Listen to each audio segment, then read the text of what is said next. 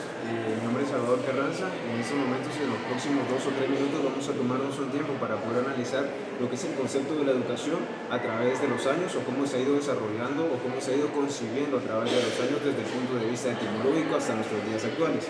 Primero, vamos a comenzar con el hecho de que la educación se inició con el hombre primitivo. Ciertamente el hombre primitivo no tenía conciencia acerca de lo que era un proceso educativo como tal, pero desde ahí nosotros comenzamos a ver los primeros pasos de lo que iba a ser una educación estructurada y metodológica en nuestros tiempos.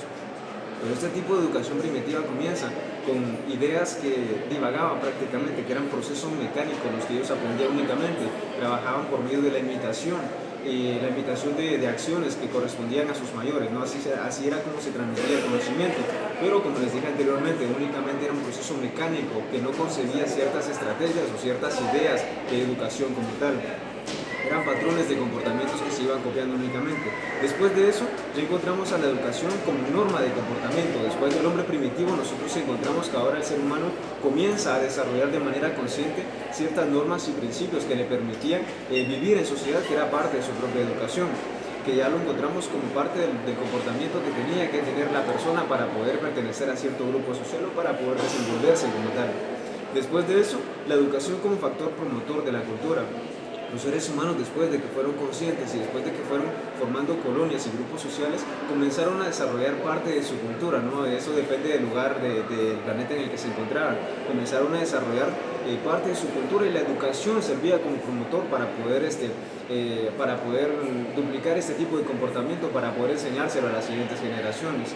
Luego de eso, la educación como fuente del conocimiento científico. Ok, ya comenzamos viendo la educación como parte del comportamiento que el hombre primitivo iba adoptando, desarrollando e imitando a través de la enseñanza por medio de la observación.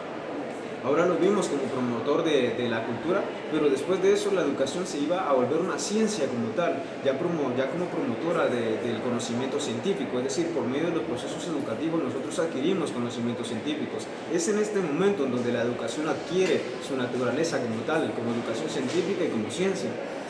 Seguido de eso, la educación como perfeccionamiento del hombre, que esta es la fase final de la educación, o el proceso final de la educación, en donde el ser humano no solo adquiere conocimiento, no solo adquiere parte de su cultura, los principios y normas sociales que le permiten convivir en sus grupos sociales, sino también sirve para el perfeccionamiento humano. Fernando Savater dice que no basta nacer siendo humano, sino que hay que aprender a hacerlo.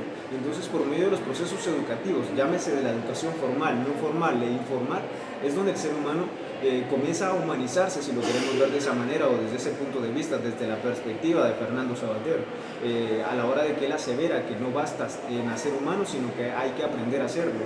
Entonces la educación lleva implícita no solo un conjunto de conocimientos que se transmiten de una persona a otra, sino que también lleva implícito la idea de poder formar a personas, de humanizar a la misma persona, de enseñarle a la persona cómo ser un ser humano. Entonces esta ha sido la línea que ha ido recorriendo la idea de educación a través de los años según su origen etimológico. Espero que la aclaración haya sido bastante acertada y que les pueda servir mucho la información. Gracias.